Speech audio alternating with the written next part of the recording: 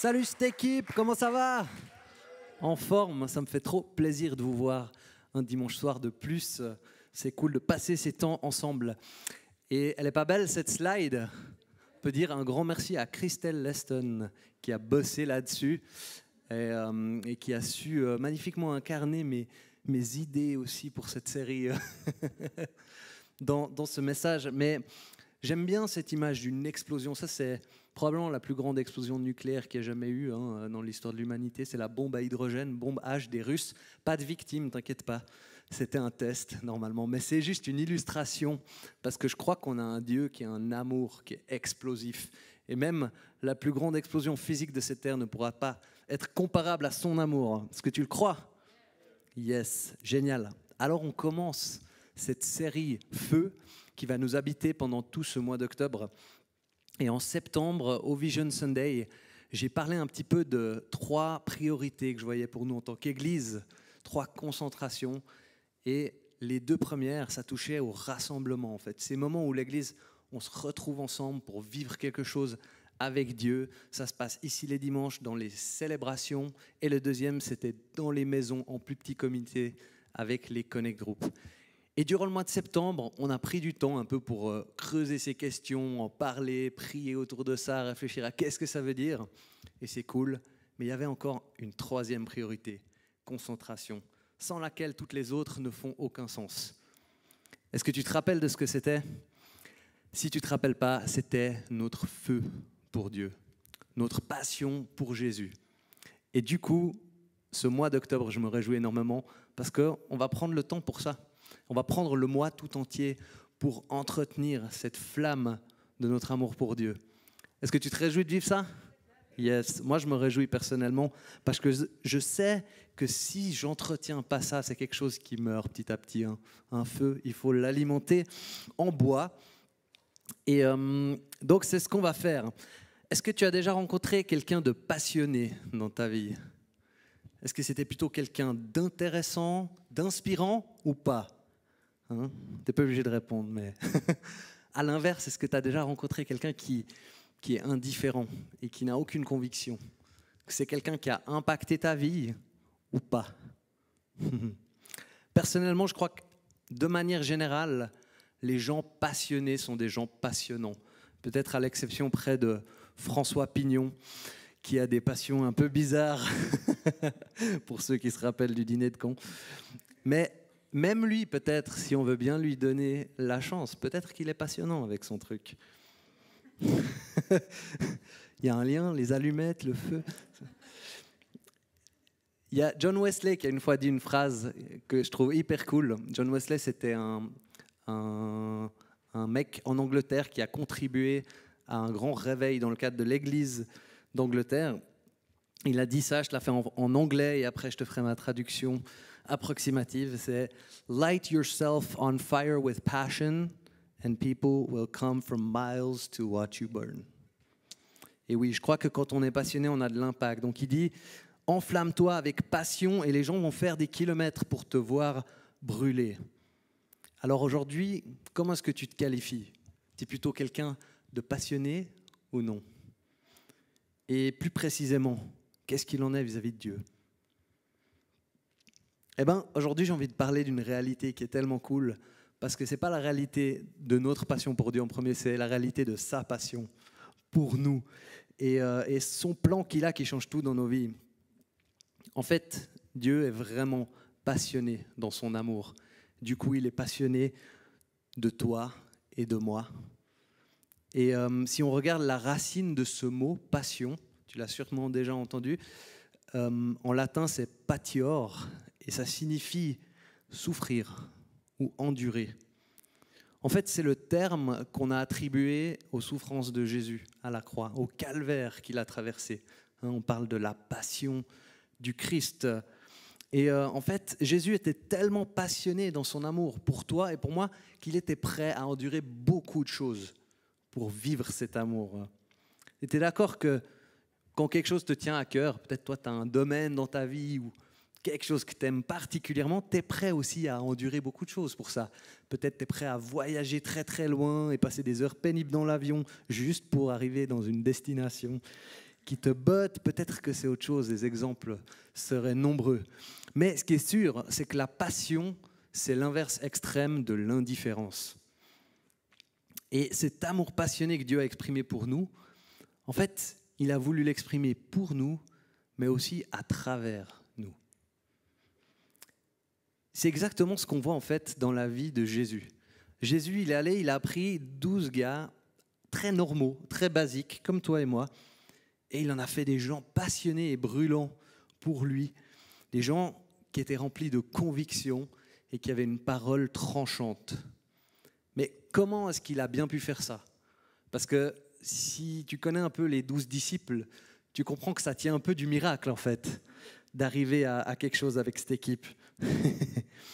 Et la réponse, c'est Jean-Baptiste qui nous la donne dans l'évangile de Matthieu 3, verset 11, qui dit « Moi, je vous baptise d'eau en vue de la repentance, mais celui qui vient après moi est plus puissant que moi, et je ne suis pas digne de porter ses sandales. Lui, il vous baptisera du Saint-Esprit et de feu. » Waouh! Ça, c'est du sacré verset. Et où Jean-Baptiste souligne la différence entre son ministère et celui de Jésus. Et il y a la repentance, qui est un point commun entre les deux, mais Jean-Baptiste souligne bien la différence de dimension dans laquelle Jésus va venir après lui, et qu'il n'est pas digne de porter ses sandales. C'est assez fou. Non seulement ça, mais Jésus vient et il annonce un baptême nouveau, c'est le baptême du Saint-Esprit et de feu. Alors, cette promesse du Saint-Esprit, c'est cette idée que l'Esprit de Dieu va venir et habiter en nous, habiter dans les vies, dans les cœurs de ceux qui croient. Et alors ce baptême du feu, qu'est-ce que c'est exactement, parce que c'est écrit baptisé du Saint-Esprit et de feu. Il y a un peu différentes compréhensions de ça. J'en ai pris 2 pour aujourd'hui qui, je pense, vont très bien en fin de compte l'une avec l'autre. Et elles ne se contredisent pas. La première, c'est que ce baptême du feu, c'est comme un feu de la sainteté de Dieu qui purifie, en fait. Un feu qui, on pourrait même dire un feu du jugement, qui va retrancher le mauvais et garder le bon, qui va subsister. Mais une autre compréhension aussi de ce baptême de feu, c'est que ça décrit l'action du Saint-Esprit et comment il agit dans nos vies. Qu'il est comme un feu, qui nous donne des dons et une expérience à l'image du feu, comme à la Pentecôte. Alors, du coup, j'ai trouvé un commentaire qui parlait de ça d'une manière hyper belle. Je me suis dit que ce serait cool que tu puisses avoir accès à ça. Alors, je t'ai fait une traduction perso, parce que c'était en anglais.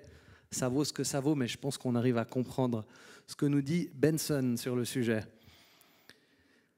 Il ne donne pas seulement l'élément extérieur ou le signe à ses disciples, mais la chose que le signe représente.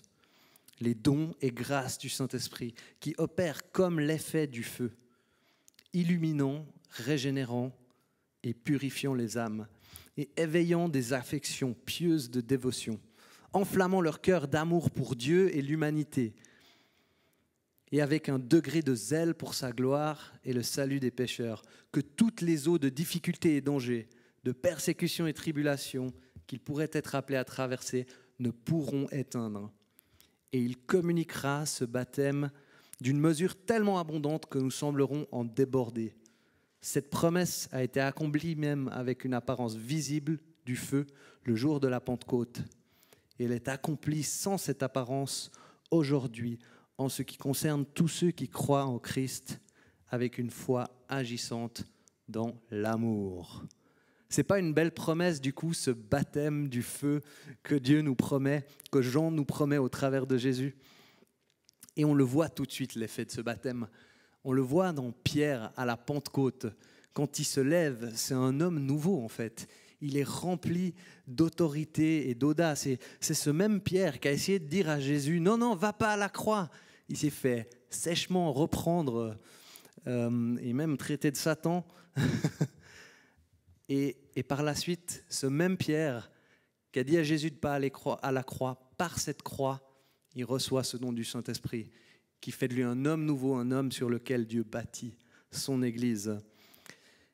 Et ce moment, pour Pierre, c'est le début de l'Église qu'on connaît aujourd'hui, une Église qui va avoir un impact mondial, l'Église internationale, mais aussi éternelle. Alors, comment ça marche? Comment est-ce que ça se passe de se retrouver enflammé pour Dieu et de vivre ce baptême du feu? Eh bien, je vais te faire aujourd'hui une petite démonstration pour illustrer comment ça se passe. C'est une image, elle est imparfaite, mais c'est cool que j'ai le droit de parler sur scène parce que du coup, je peux toujours partager avec toi mes hobbies un peu bizarres que je vis durant ma semaine. Et aujourd'hui, qu'est-ce que j'ai dans le sac? J'ai pris mon petit matériel avec moi. C'est du matériel pour faire du feu. Et oui, parce qu'il faut certaines conditions pour faire un feu. Et je crois que c'est vrai aussi spirituellement, en fait, dans nos vies. Il faut certaines conditions pour qu'il y ait du feu. Alors, notre premier objet pour le moment, il y a des bouts qui dépassent. Hop là. Waouh. On commence avec le couteau. Attends, il faut quand même que je vous le montre parce qu'il vaut le coup d'œil. C'est pas beau ça? Une belle lame en acier carbone tranchante. Et on entend dans la Bible que la Bible elle-même est une parole, comme une épée à double tranchant. Alors ça va être la Bible pour nous aujourd'hui, c'est le couteau. Pourquoi le couteau? Parce que le couteau, il te permet de fabriquer tous les autres objets dont tu as besoin pour faire du feu. Et c'est aussi vrai pour notre feu spirituel. Dans la Bible, il y a tous les ingrédients, il y a tout ce dont tu as besoin de comprendre, de savoir pour que tu puisses vivre un feu avec Dieu. Après le couteau, on a la planche. Voilà, tu vois qu'elle a déjà servi un peu, une ou deux fois. Et la planche, c'est cette base sur laquelle va être créée la braise. Ça représente pour nous l'évangile. Parce que l'évangile, c'est le fondement de notre foi et du coup de notre feu, de notre passion pour Dieu. Ensuite, tu as le foret, une sorte de pilon. Ça, c'est quoi? Tu sais ce que c'est? Ça, c'est toi et c'est moi. C'est la partie qui va être mise en contact avec l'évangile et qui va même être mise en friction avec l'évangile. Et c'est cette friction avec l'évangile qui va produire une braise. Donc ça va être mis verticalement comme ça et ça va tourner très vite pour produire de la chaleur. Et s'il n'y a pas quelque chose pour maintenir ça en place, ben, le truc il se barre tout le temps. Donc on a besoin d'un nouvel objet. Alors pour la peine, j'ai un gros caillou qui me sert de, comment on appelle ça déjà, la poignée. Alors ça peut être en bois aussi ou en pierre, il y a différentes manières de faire ça. Mais ça sert à maintenir le foret pour qu'il pivote tout simplement en contact avec la planche. Et cette pierre, on peut dire qu'elle représente le Saint-Esprit qui est vers toi. C'est le Saint-Esprit qui t'attire à Dieu. Peut-être avant même que tu le connaisses, tu t'es senti attiré, tu as vécu des choses qui t'ont mis sur le chemin de l'Évangile. Ben ça, c'est cette pierre. Ensuite, on a l'arc avec un fil. Donc, on va mettre... Tiens, je te montre un peu le système quand même. On est là pour ça.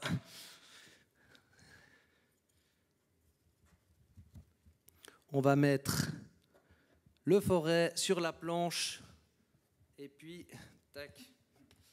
Je vais y aller à la main, là, sans la pierre. Non, ça ne marche pas. Ok, j'arrête ma démo. Je crois que j'ai essayé. Non, c'est bon. Non, alors j'ai décidé de ne pas faire une vraie démo ici pour des raisons historiques et assez évidentes au niveau des détecteurs de fumée, parce que ça fait vite de la fumée si on veut s'amuser dans la cour sous le couvert tout à l'heure, peut-être. Bref, tout le système est maintenu et l'arc permet de frotter en fait le foret sur la planche de manière assez forte. L'arc, du coup, ça représente les moyens que Dieu utilise pour nous exposer à l'évangile en fait. Et ça peut être l'église, ça peut être des témoignages, des messages que tu entends, ça peut être tes potes autour de toi qui t'encouragent dans la foi. Ensuite, quand on frotte le foret sur la planche, qu'est-ce qui se passe? Dans un premier temps, ça produit de la poudre. Une poudre un petit peu foncée, comme ça un peu carbonisée. Et c'est cette poudre qui va servir de combustible pour le feu, en fait, qui va donner la braise ensuite. Cette poudre, elle représente la repentance. Les œuvres mortes, les péchés confessés, toutes ces choses-là, quand elles sont mises à la lumière, ça devient le combustible d'un feu spirituel. C'est pas beau ça? Dieu tourne nos pourritures en victoire. Et celui qui fait bouger l'arc, c'est Dieu, Dieu le Père qui est là, qui est au-delà de tout le système et qui nous offre ce cadeau de la foi, qui nous appelle à lui dans sa souveraineté. Alors, quand on fait bien son truc, à un moment donné, on crée de la poudre, elle s'accumule, qui va servir de combustible. Et là, à un moment donné, il va falloir générer suffisamment de chaleur pour que cette poudre s'enflamme. La température qu'on va atteindre pour ça, c'est 427 degrés Celsius. Je ne sais pas si tu t'imagines qu'entre ces deux bouts de bois, il peut y avoir cette température à un moment donné, à un endroit. Mais dès qu'on l'atteint, et ça n'a même pas besoin d'être longtemps, la braise, elle prend. Et on sait qu'on en a une parce que ça continue à fumer après qu'on se soit arrêté. La braise, c'est la foi qui naît quand tu reçois cet évangile de la bonne nouvelle dans ton cœur, quand tu crois à ce message. Et là, on pourrait dire que c'est aussi le Saint-Esprit, du coup, pas vers toi, mais qui vit en toi au moment où tu confesses Jésus-Christ. Mais là, on a une braise, c'est cool, mais si on en reste là, il y a un problème. Parce qu'elle ne va pas tenir indéfiniment toute seule comme ça, et elle va s'éteindre. Et puis on n'a pas encore des flammes. Donc, on a besoin encore d'une chose que je n'ai pas avec moi aujourd'hui, mais ce serait un nid, en fait, dans lequel on va mettre la braise. Ça peut être des feuilles mortes, de la paille sèche, quelque chose de très inflammable. On met la braise dedans et là, on oxygène le tout, on souffle petit à petit et à un moment donné, on a des flammes. Et ça, on pourrait dire que c'est le feu du Saint-Esprit qui vient cette fois-ci non pas vers toi, non pas en toi, mais sur toi. Et tu vis sa puissance qui remplit ta vie alors que tu vis la foi avec tes frères et tes sœurs. Je vais quand même te proposer une petite démo, mais sous forme de vidéo, ce sera moins problématique dans ce contexte pour voir la démonstration de tout ça.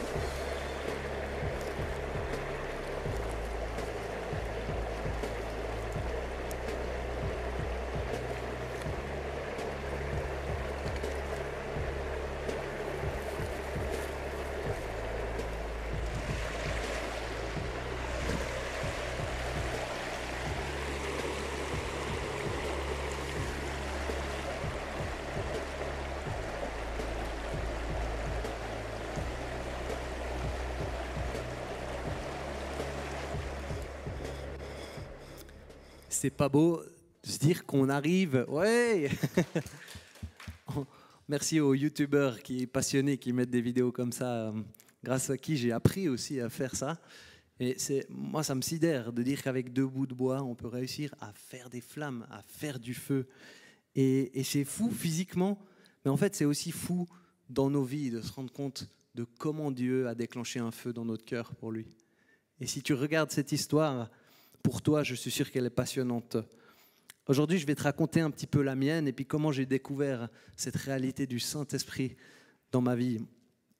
J'avais entendu parler de cette expérience qu'on pouvait vivre, j'avais entendu des témoignages de sources variées et je me suis dit, moi je veux vivre ça, je veux découvrir le Saint-Esprit. J'avais grandi dans une tradition où c'était un peu frileux, on va dire, sur ce côté-là et du coup, je n'avais pas eu d'opportunité de vivre quelque chose sur ce thème.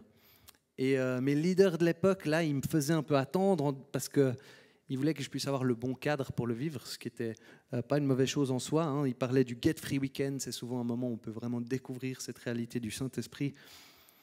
Et moi, je ne pouvais pas attendre pour ce cadeau. Honnêtement, j'avais tellement faim, mais je ne savais pas comment je pouvais vivre cette expérience. Et je me suis retrouvé à l'anniversaire, c'est assez drôle, un peu ironique, mais d'Adrien Zucchello. Et puis, il fêtait son anniversaire et on parlait avec quelques personnes. Et là, j'ai exprimé l'envie en fait, que j'avais dans la conversation de vivre ce baptême du Saint-Esprit. Et il y avait une dame qui était avec nous dans la conversation, un peu charismatique comme ça, qui a percuté sur cette volonté. Elle m'a dit ah bon, est-ce que tu veux vraiment le vivre? J'ai dit ouais, je veux vraiment. Et là, sans me demander quoi que ce soit, elle a posé sa main sur ma tête, elle a commencé à prier en langue, et j'ai senti comme quelque chose couler en moi, le Saint-Esprit me remplir, quelque chose d'assez extraordinaire et de difficile à décrire. Et c'était assez fou, on était là dans un anniversaire, donc c'est vrai que le cadre il n'était peut-être pas le meilleur pour vivre quelque chose comme ça, mais elle m'a dit après que je pouvais prier en langue. Et puis on est sorti dehors pour être un peu plus tranquille. Et là j'ai balbutié quelques paroles en langue, je sentais qu'il se passait quelque chose, mais en même temps je n'osais pas y aller complètement. Et le soir, quand je suis rentré chez moi, je me suis couché, j'ai réinvité le Saint-Esprit dans ce moment-là à venir me remplir, et j'ai prié en langue librement. C'était quelque chose vraiment d'extraordinaire. Et du coup, peut-être pas dans le cadre le plus idéal pour ça, mais c'est comme ça que j'ai découvert ce cadeau merveilleux du don du Saint-Esprit dans ma vie. Et alors, comme je te disais tout à l'heure, tu peux avoir le Saint-Esprit vers toi. C'est avant ta conversion, tu sens que Dieu t'appelle. Je me rappelle certains moments où il y avait l'opportunité de prendre une décision de suivre Jésus et que j'étais tellement poussé. Ça, c'est le Saint-Esprit vers toi. Je ne l'ai pas pour autant fait à ce moment-là. Ensuite, dès le moment où tu confesses Jésus-Christ comme ton Sauveur et ton Seigneur, le Saint-Esprit vit en toi. C'est impossible pour toi, en fait, de confesser la croix sans avoir eu cette révélation du Saint-Esprit et par son action. Et après, il y a encore cette troisième réalité de l'Esprit qui vient nous remplir complètement, qui vient sur nous, nous revêtir de puissance. Ça, c'est le Saint-Esprit sur toi.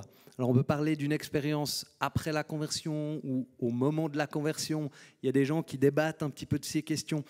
Peu importe quand ça a eu lieu, en fin de compte, parce que c'est une réalité qu'on est amené en tant que croyant à renouveler, à vivre chaque jour, de se laisser remplir du Saint-Esprit et de sa puissance pour nos vies. Et c'est intéressant de voir qu'est-ce que ça a changé, ce baptême du Saint-Esprit, parce que jusque-là, j'avais tenté de lire ma Bible quelques fois auparavant, et c'était impossible.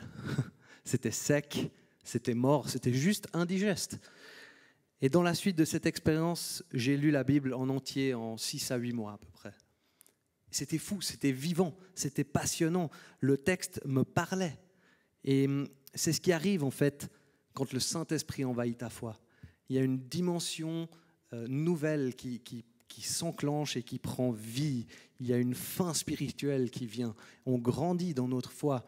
Et j'ai commencé à lire des bouquins. J'avais envie de découvrir les dons du Saint-Esprit, de comprendre les dons de prophétie et ce genre de choses. Mais ma foi était vraiment ouverte dans une nouvelle dimension. Elle était vivante. Et la conséquence, encore au-delà de cette faim spirituelle, c'est que ce baptême du Saint-Esprit dans nos vies, il fait que Jésus prend la première place dans nos vies. En fait, il devient notre premier amour. Et l'Église devient une extension de Jésus comme notre premier amour. En fait, on ne peut pas être passionné par Jésus et ne pas être passionné de l'Église en même temps. Parce que l'Église, c'est le corps du Christ. C'est le rassemblement de ceux qui croient en lui. Et donc, je suis devenu enflammé de passion pour Jésus et pour son Église, et puisque les deux sont indissociables. Et quand le Saint-Esprit, il te chope, il t'attrape, tu deviens inarrêtable. Il y a quelque chose de surnaturel qui se met en place. Et on voit de nombreux exemples de ça dans la Bible. Ça tombe bien que Noémie nous a apporté un petit passage de Jérémie, dans Lamentation. Moi, j'ai un passage de Jérémie dans Jérémie, au chapitre 20, verset 9. Et il nous parle de la réalité de ce feu qui s'est emparé de lui, malgré lui, je te dis bien. Si je dis, je ne ferai plus mention de lui, je ne parlerai plus en son nom, Alors il y a dans mon cœur comme un feu dévorant qui est retenu dans mes os. Je me fatigue à essayer de le contenir sans y parvenir. Waouh! C'est pas fou ça. Jérémie parle d'un feu dévorant. Tu vois, c'est pas une faible image. Et quand tu comprends le contexte de ce passage, en fait, tu te rends compte que Jérémie avait vraiment de très bonnes raisons de ne pas parler à ce moment-là. Ce n'était pas des messages faciles qu'il était en train de donner. Et il était rejeté et persécuté, en gros, pour ça. Il termine même le chapitre en questionnant sa naissance et le fait d'être venu au monde, tellement que c'est difficile pour lui. Pourtant, il y a une réalité invisible, une réalité spirituelle qui est là en lui et qui est plus forte que toutes les circonstances extérieures, même ses propres réticences à vouloir parler. Et en fait, on voit encore de nombreux exemples de ce style dans le Nouveau Testament, dans la Bible. Il y en a un de Paul dans le livre des Actes, dans Actes 14. En fait, il est en train d'évangéliser avec des disciples et ils vont dans une ville et ils se font persécuter. Ils vont dans la prochaine ville, ils se font agresser. Ils vont dans la suivante. Les mecs, ils sont littéralement inarrêtables. On peut lire ce qu'il y a au verset 19 à 21. Alors arrivèrent d'Antioche et d'Iconium des Juifs qui gagnèrent la foule. Après avoir lapidé Paul, ils le traînèrent hors de la ville, pensant qu'il était mort. Cependant, quand les disciples l'entourèrent, il se leva et entra dans la ville. Le lendemain, il partit pour Derbe avec Barnabas. Après avoir évangélisé cette ville et fait un certain nombre de disciples, ils retournèrent à Lystre, à Iconium et à Antioche. Donc Paul, il est en train d'évangéliser à Lystre et il se fait lapider. Il est laissé comme mort, donc soit il est réellement mort, soit il l'est presque, parce que visiblement il ne bouge plus trop. Les disciples l'entourent, et moi j'imagine dans ce moment qu'ils doivent être en train de prier pour lui. Et là, Paul se relève miraculeusement. Et qu'est-ce qu'il fait? Il dit, « Ouh là là, j'ai eu chaud, on ne va pas griller toutes les cartouches, je pars dans l'autre sens. » Non, il ne fait pas ça. Il retourne dans la ville. Il retourne à l'endroit où il s'est quasiment fait tuer. Ce n'est pas normal de faire ça. Il ne se dit pas, bon, j'ai eu chaud, puis j'arrête de déconner, quoi. Après, il va à Derbe et il continue à évangéliser. Et qu'est-ce qu'il fait encore après ça? Il retourne encore à Lystre, l'endroit où il s'était fait lapider. Tu vois, la seule explication pour un tel comportement, c'est une réalité spirituelle, surnaturelle, qui animait Paul. C'est juste pas humain, en fait, de faire ça. Et voilà ce qui se passe quand le feu du Saint-Esprit s'empare de toi et moi. Il y a d'autres exemples dans la Bible. Il y a Étienne qui est pris d'audace devant le Sanhédrin. Il y a Pierre quand il prêche à la Pentecôte. Ou encore Paul dans les moments où il parle de comment il est joyeux et en paix, la paix de Dieu, alors qu'il est en prison, il est dans des circonstances juste tellement défavorables. Quand le Saint-Esprit s'empare de toi, tu n'es plus indifférent, tu es inarrêtable. Romains 14, 23 nous dit que tout ce qui ne provient pas d'une conviction de foi est péché. Ça, c'est un des fruits du Saint-Esprit. Il fait de toi un homme, une femme de conviction. Ou encore Romains 5, 5. Or, cette espérance ne trompe pas, parce que l'amour de Dieu est déversé dans notre cœur par le Saint-Esprit qui nous a été donné.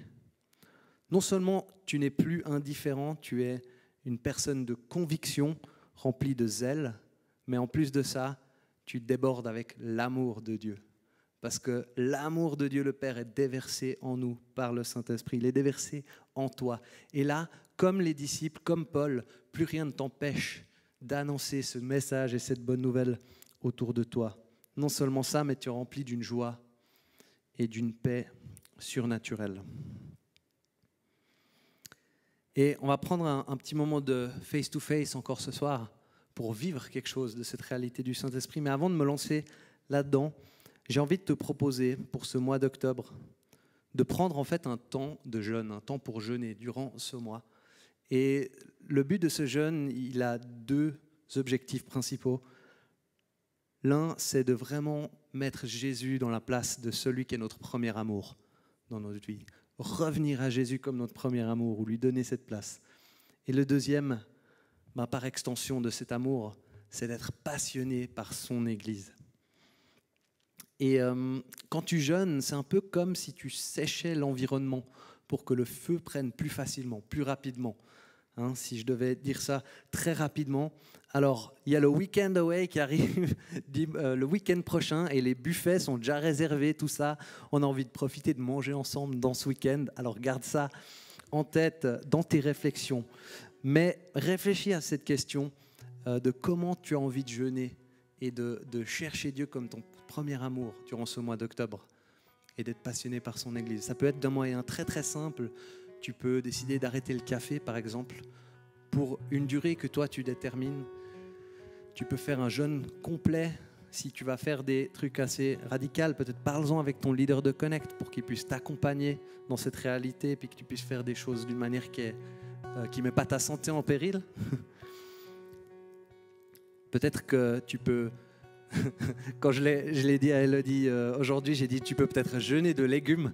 C'est l'inverse du jeûne de Daniel, tu sais, tu manges que de la viande, mais c'était pas fait exprès.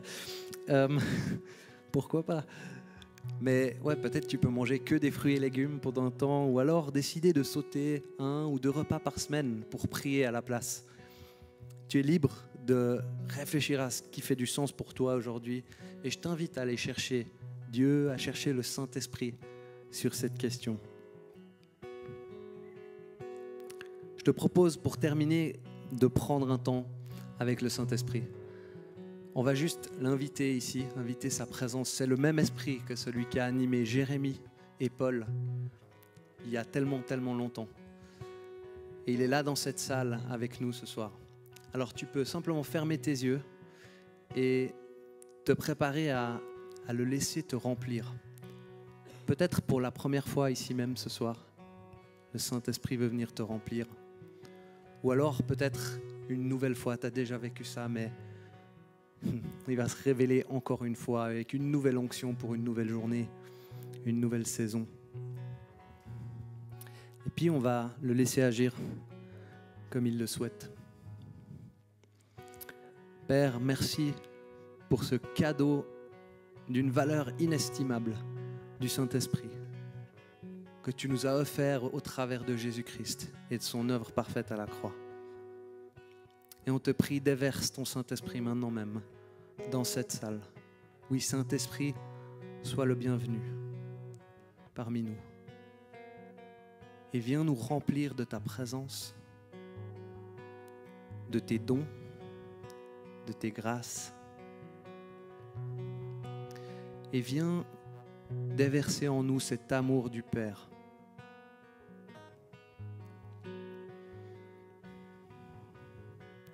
Seigneur, on te prie que tu viennes nous parler, nous révéler ce que tu as envie de nous révéler. Sois le bienvenu.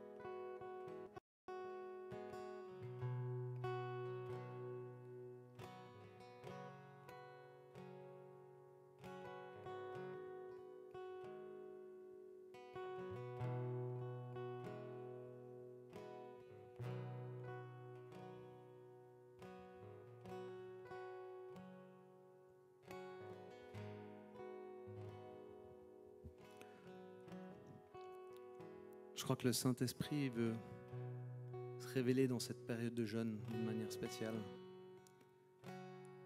Et j'avais cette image d'une bouteille de coca, mais c'était une bouteille en bois en fait. C'était pas du coca, il y avait pas de liquide et rien dedans. Et Le Saint-Esprit veut nous donner un feu parce que le bois, cette bouteille de coca, c'est un bois qui brûle, qui va nous satisfaire dans une dimension bien plus grande que les aliments physiques, qu'un coca blindé de sucre avec une petite dose de caféine. Ce que lui nous offre est bien plus grand et bien plus puissant, si on veut bien aller le chercher.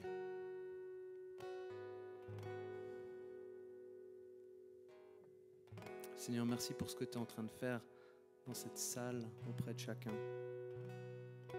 Merci parce que tu nous aimes d'un amour passionné et tu n'es pas indifférent envers nous. Et j'ai envie de te dire ce soir, Dieu n'est pas indifférent envers toi, qui que tu sois, où que tu sois. Dieu t'aime, il t'a aimé jusqu'à la mort. Prends ça pour ta vie. C'est une réalité vraie et éprouvée.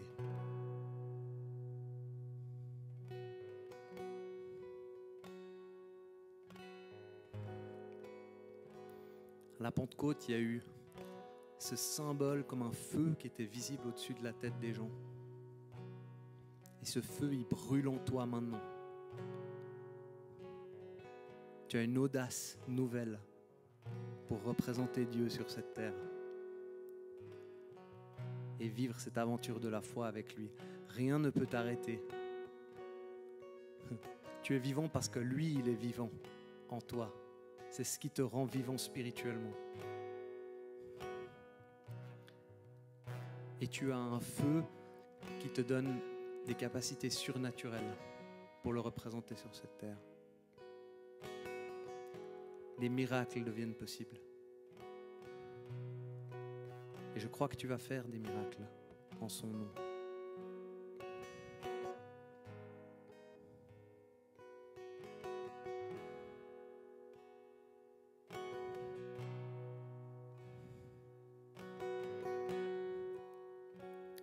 J'ai l'impression qu'il y a quelqu'un ici qui a peur de l'évangile,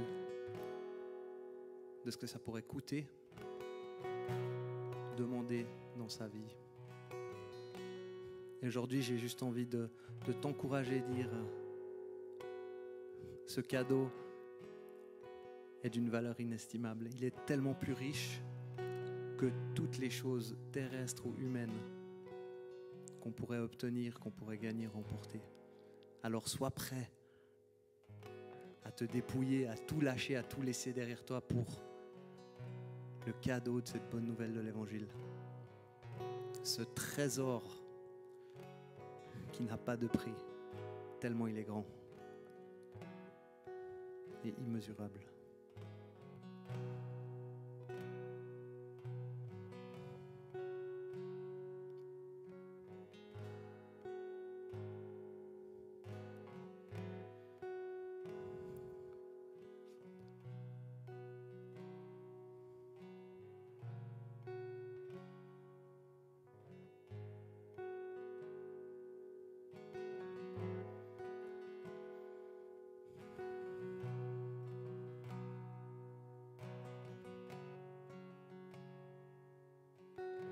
Merci Seigneur pour ton feu qui est dans cette salle, ton feu avec les personnes qui sont en ligne, ton feu dans chacune de nos vies.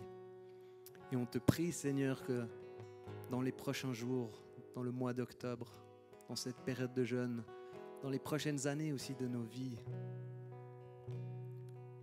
tu viennes nous animer pour que ce feu brûle toujours plus fort en toi, avec toi et pour toi, et qu'on puisse terminer cette vie avec un brasier dans nos vies, un brasier qui a une étendue qu'on ne peut pas mesurer. Ce jour où on viendra devant toi et que tu pourras nous dire « Merci mon fidèle serviteur, bravo pour ta vie vécue pour moi, comme ton premier amour. »